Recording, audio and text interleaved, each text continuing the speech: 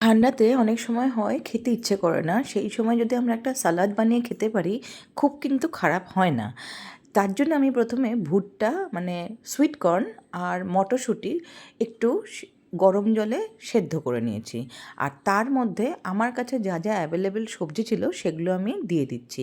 আমি দিলাম প্রথমেই বাঁধাকপি একদম মিহি করে কুচিয়ে নিয়েছি সেটা, তারপরে দিয়েছি পেঁয়াজ, তারপরে গাজর কুচি, গাজরটাকেও কিন্তু খুব মিহি করে কুচিয়ে নিয়েছি, আর সাথে দিয়েছি 3 রকমের বেল পেপার।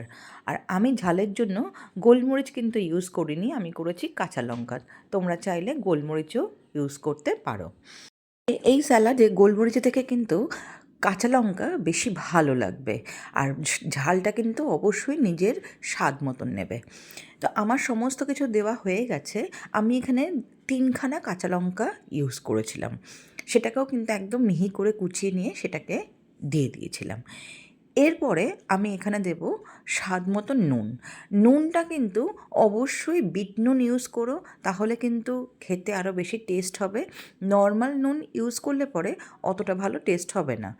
তারপরে আমি এখানে ইউজ করেছি হাফ লেবুর রস। এবারে এইগুলোকে দেওয়ার পরে এর মধ্যে আমি একটা সুন্দর জিনিস ইউজ করব, সেটা হচ্ছে কাসুন্দি। আর কাসুন্দিটা কিন্তু খুব বেশি পরিমাণে দেবো না, একদম হাফ টিস্পুনের মতন দেবো। হাফ টিস্পুন কাসুন্দি ইউজ করার পরে আমি এখানে extra virgin olive oil 1 table spoon দিয়েছি। এটা কিন্তু স্কিপ করা যাবে না, এটা যদি না দাও তাহলে কিন্তু টেস্ট সেরকম পাবে না। এবারে আর কিছুই নয়, সমস্ত কিছুকে একসাথে মিক্স করা ছাড়া আর কোনো কাজ নেই। হাত যতক্ষণ না ব্যথা হচ্ছে ততক্ষণ মিশিয়ে যাও, তাহলে টেস্ট আরও বাড়তে থাকবে। আর মাঝে একটু ক্রাঞ্চের জন্য আমি দিয়ে দিয়েছিলাম চিনেবাদাম বা পিনাটস। তোমরা চাইলে এখানে কাজুরও ব্যবহার করতে পারো, তবে পিনাটসটা এটার সাথে খুব ভালো যায়।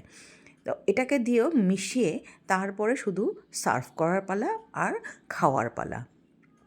এটা কিন্তু চটজলদি হয়ে যায়, খুব এফার্টলেস একটা সালাদ। অবশ্যই এই শীতে বানিয়ে খেয়ে দেখো, আশা করি ভালো লাগবে। আর যদি তোমরা ফেসবুক থেকে দেখো অবশ্যই ফলো করে দিও, আর অবশ্যই জানিও কোথা থেকে তোমরা দেখছো। আর যদি ইউটিউব থেকে দেখো তাহলে লাইক, শেয়ার, সাবস্ক্রাইব, কমেন্ট করতে ভুলো না। তো চলো, দেখা হবে নেক্সট ভিডিওতে। খেতে কিন্তু অসাধারণ হয়েছিল। যদি না বানিয়ে খাও তাহলে কিন্তু অবশ্যই অবশ্যই মিস করবে। এটা আমার রিকোয়েস্ট, একবার অবশ্যই বানিয়ে এই রেসিপিটা ট্রাই করে দেখো। চলো টাটা, দেখা হবে নেক্সট ভিডিওতে।